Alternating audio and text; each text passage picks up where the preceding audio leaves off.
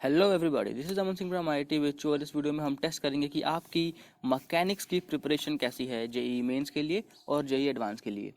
तो यार इस वीडियो में इस तरीके से होगा कि मैं 3 क्वेश्चंस दूंगा और तीनों क्वेश्चंस को आपको सिंपली एक बार देखना है, उसका सोल्यूशन आपको माइंड में इमेजिन करना है। अगर आपको लगता है कि आप उसे ओरली कर सकते हो देन वेल डन, कॉन्ग्रेचुलेशंस, आपकी मैकेनिक्स की प्रिपरेशन बहुत अच्छी है।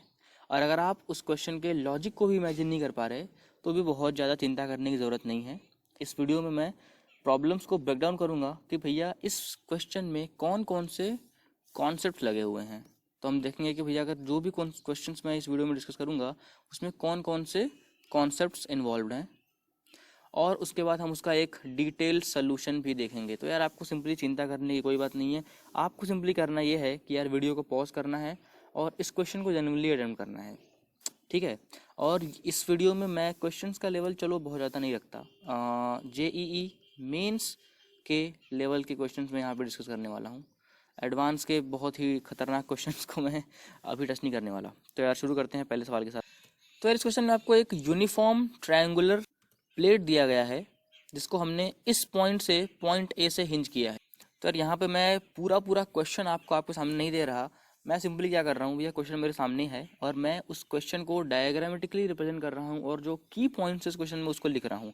तो यहाँ से आप ये सीख सकते हैं कि जब भी क्वेश्चन आपके सामने आए तो आपको सबसे पहले उस क्वेश्चन में से क्या एक्सट्रैक्ट करना है। अदरवाइज ऐसा होगा कि भैया एक ही क्वेश्चन को आप बार बार पढ़ रहे हो, इससे बहुत टाइम लॉस होता है। तो हमें ऐसा बिल्कुल नहीं करना, ठीक है। तो आगे बढ़ते हैं। This is a uniform triangular prism, point A से हमने इसे हिंज किया है और हाँ ये एक इक्विलैटरल ट्रायंगल को भी रिसेंबल करता है। तो इसके तीनों साइड्स को मैंने सिंपली ए बोल दिया। इसकी जो मोमेंट ऑफ इनर्शिया है वो आपको आई दे दी गई है। तो point it, I is the moment of inertia. इसके बारे में कहा जा रहा है कि it can rotate freely in vertical plane, obviously about the point A, जिस पॉइंट के अबाउट हमने इसे हिंज किया है। इनिशियली कहा जा रहा है कि ये जो आपका लाइन ए बी है ना, इस ट्रायंगुलर प्लेट का जो लाइन ए बी है, अगर मैं इसे ए बी सी लेबल करूँ तो ये इनिशियली हॉरिजॉन्टल है और हमने क्या किया, हमने इसको जस्ट रिलीज कर दिया लाइन ए बी के हॉरिजॉन्टल पोजीशन से। तो यार जब हमने इसको रिलीज किया तो उसी पॉइंट पे आपको acceleration of centre of mass निकालना है। Find the acceleration of centre of mass just after we release it. तो ये रहा पहला सवाल।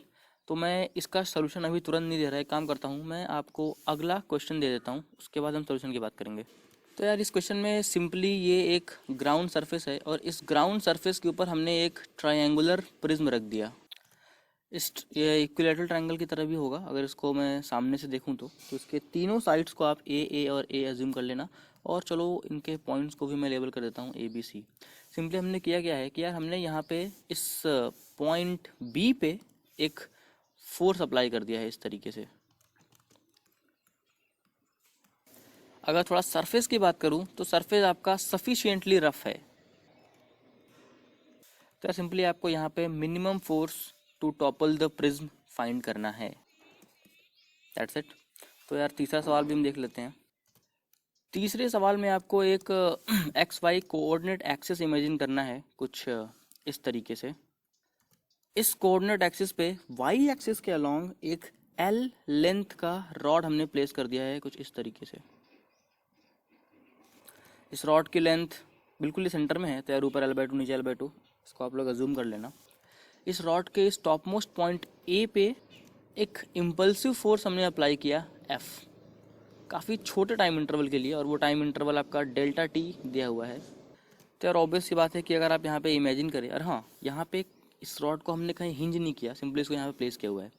तो आपको क्या बताना है कि अगर ये impulsive force delta T time के लिए पॉइंट ए पे लगा तो जब इस पॉइंट ए का एक्स कोऑर्डिनेट 0 होगा, यानी कि अगर मैं ए के कोऑर्डिनेट्स लिखूं, सॉरी जब इस पॉइंट ए का वाई कोऑर्डिनेट 0 होगा तो उस समय इसका एक्स कोऑर्डिनेट क्या होगा वो आपको फाइंड करना है सिंपली।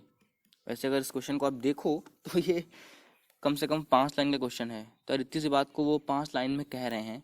तो यार मैं आपको ये भी सिखाऊंगा कि अगर बड़े बड़े क्वेश्चन है तो कैसे उनसे डेटा एक्सट्रैक्ट करके सिंप्लीफाई करना है उनको। हमें क्वेश्चन की कॉम्प्लेक्सिटी में बिल्कुल नहीं उलझना है। तो यार वीडियो को पॉज करो और एक एक को इस क्वेश्चन को ट्राई करो। आपके कन्वीनियंस के लिए मैंने डिस्क्रिप्शन में टाइम स्टैम्प्स डाल दिए हैं, तो अगर आपसे कोई क्वेश्चन लग गया है तो आप सीधे उसके सोल्यूशन को स्किप कर सकते हो। और हाँ, अगर आपसे एक क्वेश्चन या दो क्वेश्चन लगा तो आप ज़्यादा खुश ना होना, क्योंकि ये क्वेश्चन बहुत ही टफ नहीं है, ये काफ़ी आसान सवाल है। तो यार ये तीनों सवाल आपसे लग जाने चाहिए, और लग जाने चाहिए ऐसा नहीं कि भैया 10 मिनट में सवाल लगा रहे हो, नहीं नहीं नहीं, ये तीनों सवाल यार कम से कम 2-2 3-3 मिनट के अंदर लग जाने चाहिए, तो बात है। अदरवाइज आपके कॉन्सेप्ट्स में कहीं ना कहीं गड़बड़ी है। You need to work on your concepts. तो यार आते हैं सोल्यूशन में। सबसे पहले आते हैं हम इस पहले सवाल के सोल्यूशन में। तो यार इस सवाल में आगे बढ़ने से पहले थोड़ी सी मैथ्स आपको करनी पड़ेगी। तो यार सबसे पहले तो इसके सेंटर ऑफ मास को लोकेट करो।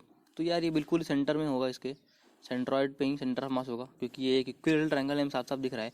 अब यहाँ पे हमें डिस्टेंसेस का ध्यान रखना पड़ेगा, ठीक है, और थोड़ा फोर्सेस का भी। तो यार इसके फ्री बॉडी डायग्राम को और इसका जो डायमेंशनल एनालिसिस आप बोल सकते हैं, जहाँ पे हम इसके डायमेंशंस को देख रहे हैं कि यार ये पूरा लेंथ ए है, तो ये यहाँ से यहाँ तक की जो दूरी हो गई वो हो गई a/2। और अगर यहाँ से यहाँ तक की दूरी में देखूँ तो ये होती है a/√3। तो अगर आप जेई के लिए प्रिपेयर कर रहे हो तो यार ये डिस्टेंसेस तो आपको पता होना चाहिए। ऐसा नहीं होना चाहिए कि जेई के पेपर में आप जा करके इनको भी कैलकुलेट कर रहे हो अपने वहीं उल्टे फुल्टे फॉर्मूला लगा करके।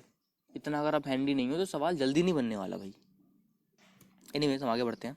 तो यार सबसे पहले आपको डिस्टेंसेस को कैलकुलेट करके तुरंत अपने सामने फिगर में रखना है।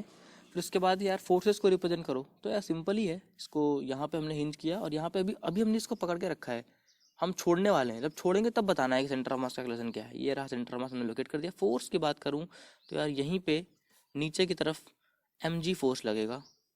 अब आप बोलोगे कि भैया मास नहीं है, तो यार जब चीज़ें ना हो और चीज़ें ऑब्वियस हो तो उन्हें अज्यूम कर लेना चाहिए। कई जगह आपको मास नहीं दिया होगा, आपको मास अज्यूम करना पड़ेगा। आपको फ्रिक्शनल कोएफिशिएंट नहीं दिया होगा तो आपको म्यू अज्यूम करना होगा। और ऑप्शंस ऑब्वियसली मैच करने वाले हैं, ठीक है। तो यार एनीवेज आगे बढ़ते लीजिए। तो ये हो गया अपना फोर्स mg नीचे की तरफ। यार सिंपल सा फॉर्मूला यहाँ पे लगाओ, torque is equal to I alpha, that's it. मजे की बात यह है कि आपको मोमेंट ऑफ इनर्शिया दिया हुआ है, तो यहाँ आपको ही इंटीग्रेशन करके आपको मोमेंट ऑफ इनर्शिया नहीं निकालना। बट अगर इक्वेशन एडवांस का होता तो हो सकता है कि आपको मोमेंट ऑफ इनर्शिया ना दिया हो, क्योंकि भैया वो एक्सपेक्ट करेंगे कि आप उतना कैलकुलेट कर लो। तो एनीवेज टॉर्क लिख दो यार, एक ही फोर्स है यहाँ पे, हिंज क्या वो टॉर्क लिखना है, तो क्या होगा फोर्स इंटू परपेंडिकुलर डिस्टेंस। इसलिए तो मैंने इस a/2 को कैलकुलेट किया। ये हो गया फोर्स और ये हो गया परपेंडिकुलर। तो सिंपल सी बात है, फोर्स m g और डिस्टेंस हो गया a/2। ये हो गया टॉर्क इज इक्वल टू आई आपको दिया हुआ है अल्फा। तो यहाँ से अल्फा निकल जाएगा। अल्फा क्या होगा, अगर मैं इस आई को शिफ्ट करके नीचे डाल दूँ तो ये हो गया मेरा अल्फा। अब एक्सेलरेशन क्या होता है, ए सेंटर ऑफ मास क्या होता है, alpha into radial distance. Radial distance के लिए खटाक से मेरे दिमाग में आया कि यार ये तो a/√3 होता है। तो मैंने अल्फा में simply r is equal to e/√3 का मल्टीप्लाई कर दिया। तो यहाँ पे a² और नीचे में, या फिर मैं इसको अलग ही लिख देता हूँ, चलो, this is your final answer, that's it. इतना आसान था। तो अगर आप हैंडी हो चीज़ों के साथ तो यार ये तो 15 सेकंड में सवाल लग जाएगा। 15 सेकंड में 4 नंबर आपके हो गए। तो इतना फ़ायदे का हो सकता है मैकेनिक्स आपके लिए। Moving on to the next question. यहाँ पे क्या था भाई, ट्रायंगुलर प्रिज्म रफ था और फोर्स बताओ कि प्रिज्म टॉपल हो जाए। तो यार सिंपल सी बात है, टॉपलिंग की कंडीशन को आप लोगों को हमेशा ध्यान में रखना है। अगर इस पे मैं अगर फोर्सेस देखूँ, सबसे पहले मुझे ये बताओ कि टॉपल करेगा कैसे यार, टॉपल क्यों करेगा। हम इधर फोर्स लगा रहे हैं तो ऑब्वियस सी बात है इधर की तरफ मूव कर, रोटेट करने की टेंडेंसी होगी। और सफिशिएंटली रफ है, इसका मतलब भैया सरकेगा तो नहीं, सरकेगा नहीं तो टॉपल करेगा। टॉपल ऑब्वियसली जो राइट में एंड पॉइंट होता है ना, उसी के अबाउट टॉपल करता है। तो यार ये हो गया हमारा टॉपलिंग पॉइंट, या फिर टॉपल का एक्सिस भी बोल सकते हो उसको आप, ठीक है। तो इसका मतलब ये एक्सिस हो जाएगा और इसी के अबाउट हमें चीज़ों को देखनी है। अब सिंपली जब आपको मिनिमम या मैक्सिमम पूछे ना, तो आपको हल्का सा इक्विलिब्रियम यहाँ पे इमेजिन करना होता है, या फिर इक्विलिब्रियम ना बोल के ऐसा बोलना चाहिए कि वो केस इमेजिन करो कि बस उठ ही जाए। मिनिमम बोल रहा है ना, तो आप ऐसा करो, आप अज्यूम कर लो कि यार ये ग्राउंड पे ही रखा है बट जस्ट लिफ्ट अप हो गया है। तो जस्ट लिफ्ट अप हो गया है तो मतलब सिर्फ और सिर्फ इसी पॉइंट के बहुत लिफ्टेड है। तो ऐसा कब होगा, जब इधर का टॉर्क और इधर का टॉर्क बराबर होगा। इधर का टॉर्क कैसे आएगा, अरे यार mg भी तो है, ये होगा सेंटर ऑफ मास, नीचे की तरफ अपना भैया mg भी तो लग रहा है। और ये डिस्टेंस तो आपको, अब यहाँ पे भी देखो डिस्टेंस तो जल्दी जल्दी आपको निकालनी पड़ेंगी, ठीक है। तो यार ये डिस्टेंस तो हमें पता ही है a/2। तो अगर एक इधर का टॉर्क है, एक इधर का टॉर्क है, हमें सिंपली दोनों को इक्वेट करना है। तो करते हैं भाई, इधर वाले टॉर्क को अगर मैं लिखूँ तो ये क्या हो जाएगा, ये mg की वजह से आएगा, mg into A upon 2, that's it.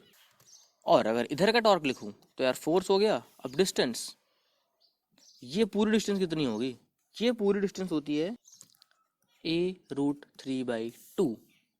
अब देखो टाइम आप यहीं बचाओगे कि अगर ये सब आपको याद है या फिर आपके ज़बान पे है क्योंकि आपने इनफ प्रैक्टिस की है तो आप खटाखट आगे बढ़ लोगे। तो ये देखो कितना आसान सा सवाल था, कुछ था ही नहीं इस सवाल में, दैट्स इट। ये सवाल यहीं पे ख़त्म हो गया भाई। यहाँ पे फोर्स है, इस बोले पार्ट को आप इधर ट्रांसपोर्ट कर दो, खैर कैंसिल ही कर दो। तो यार simply mg/√3 is the minimum force. अब ये मिनिमम क्यों है, क्योंकि हमने मिनिमम कंडीशन पे ही इसको दोनों को इक्वेट किया है, दैट्स इट। आगे बढ़ते हैं तीसरे सवाल पे। तो यार ये था अपना रॉड, यहाँ पे डेल्टा टी दिया है। तो यार जैसे ही मैं डेल्टा टी देखता हूँ ना मुझे तुरंत इम्पल्स की याद आती है। तो यहाँ पे मैं इस प्रॉब्लम को दो तरीके से करने वाला हूँ।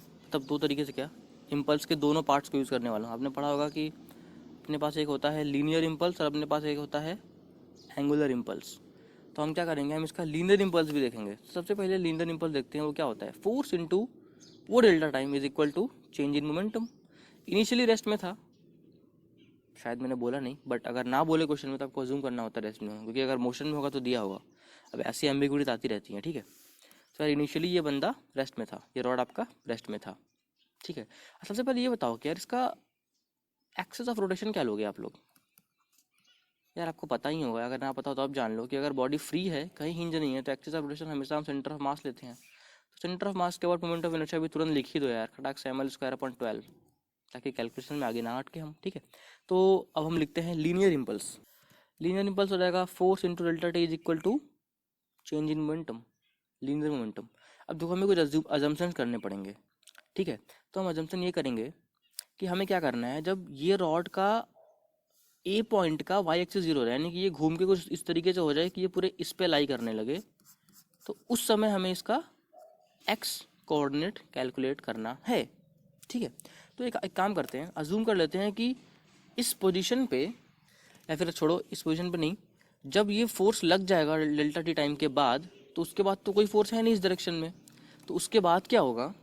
और हाँ वैसे भी आपको यहाँ पे ग्रेविटी वगैरह की बात नहीं करनी हुई, ठीक है ध्यान देना इसका, ठीक है। अदरवाइज क्वेश्चन आप सॉल्व ही नहीं होगा। जब इस पे फोर्स लग के हट जाएगा, तो फोर्स लगने के पहले तो रेस्ट पे था, यानी कि initial velocity 0, initial angular velocity 0। तो फाइनल वेलोसिटी को v अज्यूम कर लो और फाइनल एंगुलर वेलोसिटी को ओमेगा अज्यूम कर लो, ठीक है। तो अगर फाइनल वेलोसिटी v है तो क्या होता है, change in momentum, linear momentum mv-0, that's it. अगर यहीं पे मैं एंगुलर की बात करूँ तो यहाँ पे आपको टॉर्क लिखना पड़ेगा, किसके अबाउट, सेंटर ऑफ मास के अबाउट, यानी कि F into L/2 will be the torque, delta T is the angular impulse, torque delta T is equal to change in angular momentum that is I(ω-0). I क्या होगा भैया, अभी हमने calculate किया, ml²/12 और ओमेगा। अब एक काम करो, इन दोनों को आप डिवाइड कर दो। तो अगर इस तरीके से देखो तो ये डेल्टा टी से डेल्टा टी कैंसिल हो जाएगा, ये एफ से एफ कैंसिल हो जाएगा, अरे वाह। इस एल से ये एल कैंसिल हो जाएगा, और चाहो तो इधर 6 को भी कैंसिल कर लो, और जो अपना, और हाँ एक मिनट, ये मास से मास भी कैंसिल हो जाएगा। सिंपली आपको वेलोसिटी ओमेगा और एल के टर्म्स में एक रिलेशन आएगा, जो कि इस तरीके से होगा कि आपका ओमेगा आ रहा होगा, ओमेगा इज इक्वल टू, यार मैं ब्लू पेन से ही लिखता हूँ, ठीक है। तो it will be omega, omega equal to 6v/L। काफ़ी ऑब्वियस है ये। अब यार डिस्टेंस निकालना है कि ये कितना आगे गया। तो यार डिस्टेंस के लिए तो हमें पता है कि जब इम्पल्स लग के हट गया तो एक कांस्टेंट एंगुलर मोमेंटम है इस पे, सॉरी एंगुलर वेलोसिटी है, और एक कांस्टेंट लीनियर वेलोसिटी है। तो S is equal to U T will do, that's it. पर अब ये नहीं पता कि टाइम क्या है, तो टाइम तो ऐसे निकाल लो कि यार 90 डिग्री घूम रहा है, तो यार omega into t must be equal to π/2। हमें कैलकुलेट क्या करना है, हमें कैलकुलेट करना है वी टी।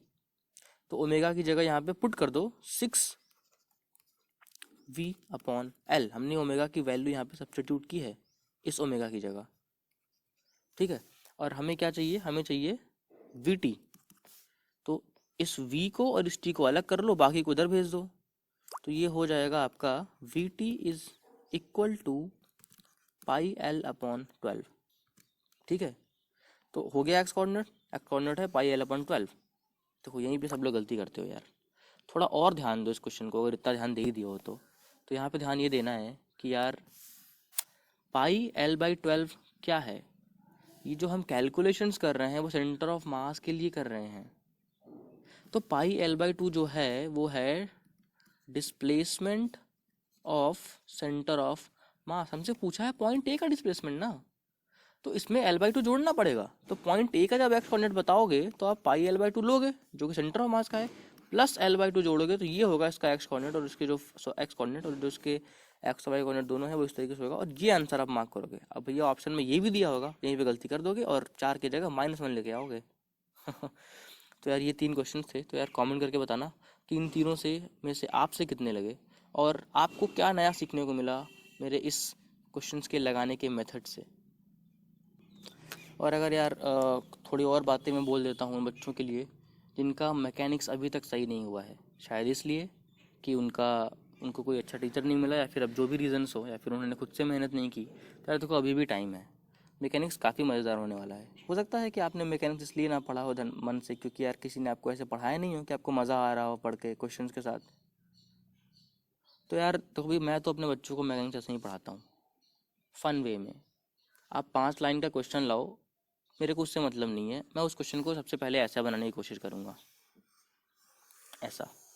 और एक बार ये क्वेश्चन ऐसा बन गया तो उसके बाद सोल्यूशन निकालना काफ़ी इजी होता है यार, क्योंकि जो अपना जो माइंड है ना वो भी विजुअली ही सोचता है, टेक्स्ट के फॉर्म में हम नहीं सोचते। तो यार इस तरीके से मैकेनिक्स अगर आप पढ़ो तो यार अभी भी अगर फेब्रुवरी का मेंस है, फेब्रुवरी को छोड़ो यार 4 बार से ही मेंस हो रहा है, तो मार्च अप्रैल वाले को टारगेट करो, आराम से आप मैकेनिक्स पूरा कर सकते हो। और एक बार अगर आपकी मैकेनिक्स सही हो गई ना तो आई एम डैम श्योर कि आप आगे की फिजिक्स को भी खींच लोगे, क्योंकि यहाँ से सिर्फ आपको मैकेनिक्स नहीं आएगा, आपको ये भी आएगा कि आपको चीज़ों को किस किस तरीके से क्वेश्चंस को देखना है, किस तरीके से विजुअली आपको चीज़ों को यहाँ पे कॉपी पे उतारना है।